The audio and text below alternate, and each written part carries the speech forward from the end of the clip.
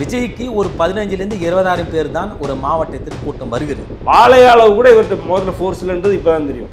ஏதோ இவர்கள் லட்சக்கணக்கான கூட்டம் வந்தது போன்று அதிலிருந்து இவர் செல்லக்கூடிய கேரன் ஊர்ந்து செல்கிறது என்றெல்லாம் ஒரு மாய பிம்பத்தை கொண்டு வருகிறார். பாடி லாங்குவேஜ்லாம் பிக்கப் பண்ணி ஃபேஸ் ரியாக்ஷன்ஸை பிக்கப் பண்ணி தான் விஜய் வந்து 10 வருஷம் ஓட்டாண்டு அதுக்கு பண்ணி அந்த 3 Idiots ரீமேக் பண்ணாங்க.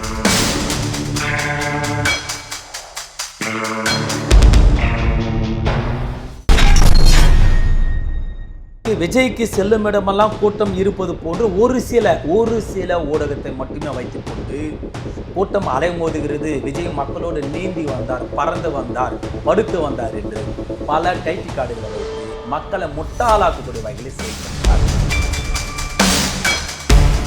விஜய்க்கு ஒரு 15,000 20,000 பேர் தான் ஒரு மாவட்டத்திற்கு கூட்டம் வருகிறது. ஏதோ இவர்கள் லட்சக்கணக்கான கூட்டம் வந்தது போன்று அதிலிருந்து இவர் செல்லக்கூடிய அந்த வாகனம் அந்த கேரன் ஊர்ந்து செல்கிறது என்றெல்லாம் ஒரு மாய பிம்பத்தை கொண்டு வருகிறார்கள். அப்போது நான் கேட்கிற இந்த 15,000 20,000 பேரை காலையில் 10 மணிக்கெல்லாம் வர செய்து நீங்கள் மாலை 3 மணி 4 மணிக்கு தான் அவர்களை சந்திக்கிறீர்கள்.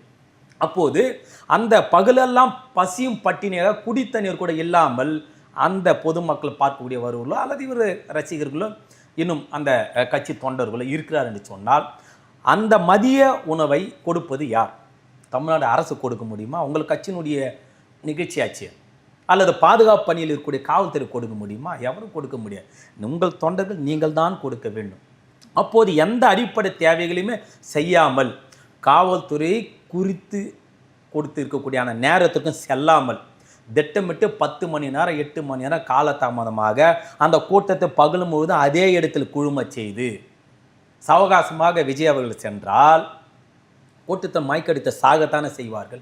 அந்த சாகடித்ததற்கு திட்டமிட்டு அந்த நேரத்தை அந்த யுக்தி கையாண்டது யார்? தனக்கு மிகப்பெரிய மக்கள் செல்வாக்கு இருப்பதாக மக்கள் மத்தியில் காட்ட வேண்டும் என்று சொல்லி அந்த வெறும் 20,000 பேரை நிற்க வைத்து அல்லோல் பட செய்து உயிர் போவதற்கு முழுக்க காரணம் விஜய் அவர்களும் அந்த கட்சியினுடைய முன்னணி பொறுப்பாளர்கள், மாநில முன்னணி பொறுப்பாளர்களும் அந்த நிகழ்ச்சி ஏற்பாட்டு தான் காரணம். இதை வைத்து தான் நான் புகார் மனுவை கொடுத்தேன். விஜய் அவர்கள் நடிக்க மாட்டார், நடிக்க தெரியாது, பெரிய அளவில் ஒரு அவார்டுலாம் அது வாங்கினதில்லை. அவர் எங்கேயுமே வந்து இப்போ தமிழ்நாடு ரெப்ரசன்ட் பண்ணி போயிட்டு நாமினேஷன்லாம் வாங்கினதில்லை. ஏன்னா ஒரு நடிப்புன்றதுக்கு அவருக்கும் தூரம், ஒரு நடிகர் அவ்வளோதான். கமர்ஷியலாக கேன் ஃபுல் க்ரௌடு. ஆனால் ஒரு பாலையா அளவுக்கு கூட அவரையும் பாலையாவும் கம்பேர் பண்ணி நிறைய வீடியோ வந்துட்டு இருக்கு. பாலையா அளவு கூட இவர்கிட்ட முதல்ல ஃபோர்ஸ்லன்றது இப்போ தான் தெரியும்.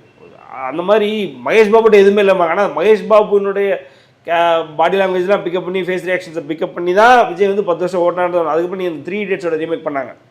3 Idiots ரீமேக் நண்பன் சொல்லி சங்கரை ஃபோர்ஸ் பண்ணி இப்படியே ஒரு படம் எடுக்க வச்சாங்க.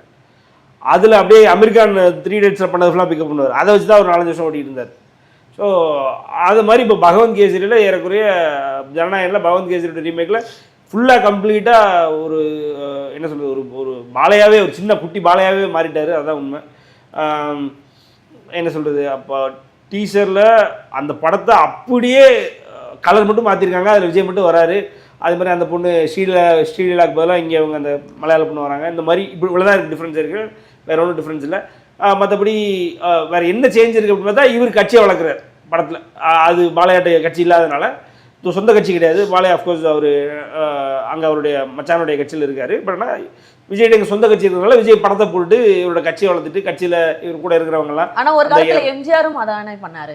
அதான் எம்ஜிஆர் அதை பண்ணாரா ஜெயிச்சார்ல மேம். இவர் ஜெயிப்பாருன்ற இருந்தால் நம்ம பார்க்கணும்.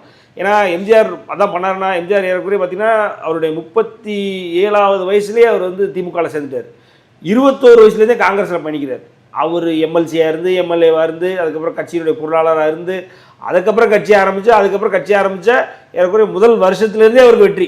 இவர் கட்சி ஆரம்பித்து 2 வருஷம் ஆகுது. அதுக்குள்ளே 3 தேர்தல் போயிடுச்சு. எந்த தேர்தலையும் அவர் சந்திக்கல.